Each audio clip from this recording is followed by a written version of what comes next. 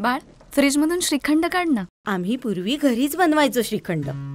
त्याची चवच वेगळी होती. आता काय सगळं रेडीमेड. आजी, हे श्रीखंड खाऊन बघ. आज तुझ्या आईनं घरीच बनवलं की काय?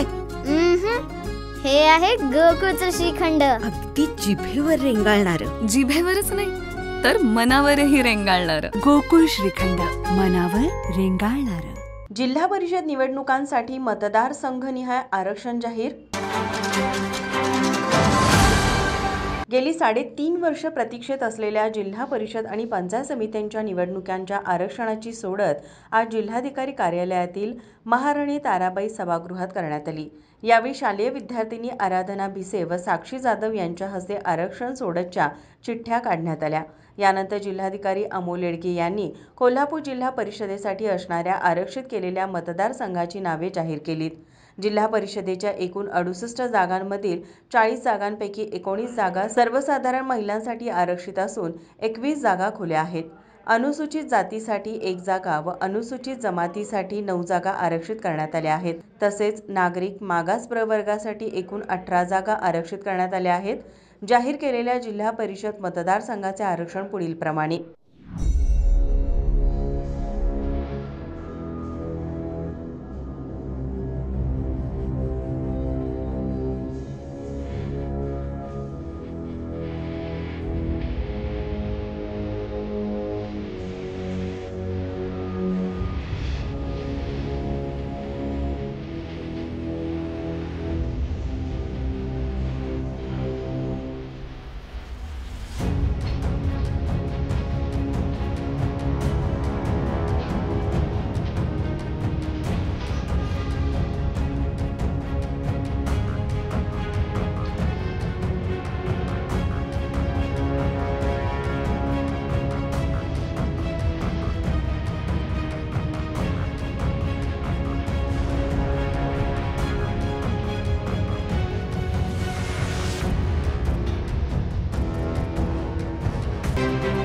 यानंतर पंचायत समिती सभापती आरक्षण जाहीर करण्यात आले.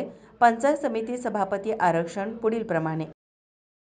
यावेळी मतदारसंघातील नागरिक मोठ्या संख्येने उपस्थित होते. माझा महाराष्ट्र न्यूज, कोल्हापूर.